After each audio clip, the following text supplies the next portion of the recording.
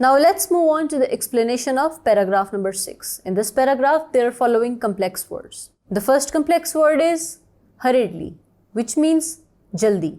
In English, it means quickly. The second word is break, which means ईंट. English में इसे फिर brick ही कहेंगे. The third word is gust, जिसे उर्दू में झोंका कहते हैं. In English, it means blow. The next word is speeded off, which means भाग गया. In English, it means to leave very quickly. The next word is shriek, जिसका मतलब है चीखना. In English, it means scream.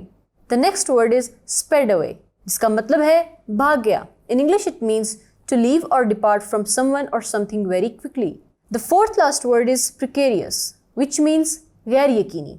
In English, it means uncertain. The third last word is casualty, जिसका मतलब है जानी नुकसान. In English, it means victim.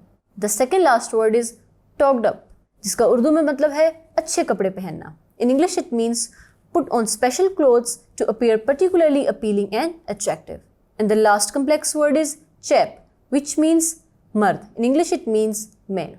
अब इस पैराग्राफ में राइटर ये कहता है कि जब ये उस कपल के पीछे पीछे चल रहा होता है और वो लोग 100 गज इससे आगे निकल जाते हैं, तो फिर ये एकदम से जल्दी मचाने लगता है ताकि उनको पकड़ सके, क्योंकि वो काफ़ी आगे होते हैं. और इसी देर में जब ये रोड को क्रॉस कर रहा होता है और बीच में पहुंचता है, तो एक ईंटों से भरा हुआ ट्रक उसको कुचल के वहाँ से गुजर जाता है और वो हवा के झोंके की तरह आता है. थोड़ी देर के लिए तो वो ट्रक रुकता है, थोड़ी देर के लिए, लेकिन जब उसको चीख की आवाज़ आती है तो उसे अंदाज़ा हो जाता है कि उससे कोई बहुत ही बड़ी गलती हो गई, कुछ बहुत सीरियस एक्सीडेंट हो गया. तो वो मैकलोड रोड की तरफ भाग जाता है.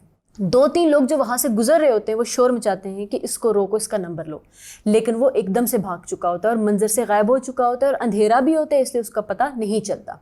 फिर एकदम से वहाँ पे एक क्राउड बन जाता है, बहुत सारे लोग इकट्ठे हो जाते हैं. एक पुलिस भी आ जाता है जो कि अपने बाइक पे होता है. फिर एक कार को रोका जाता है और वो नौजवान बहुत ही ज़ख्मी हालत में होता है, उसकी बहुत ही बुरी कंडीशन होती है, वो खून से लथपथ हुआ होता है और उसको कार में डाल के हॉस्पिटल में भेजा जाता है.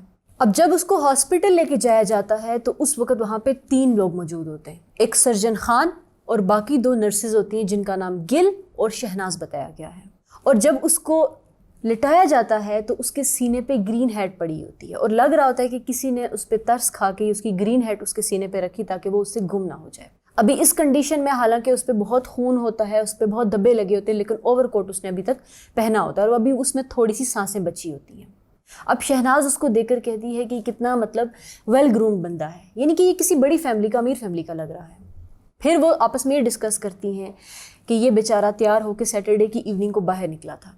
और फिर उनमें ये भी डिस्कशन होती है कि क्या वो पकड़ा गया, यानी कि जिससे ये एक्सीडेंट हुआ. और यहाँ पे ये पैराग्राफ ख़त्म हो जाता है. I hope you have understood this explanation very well. Thank you.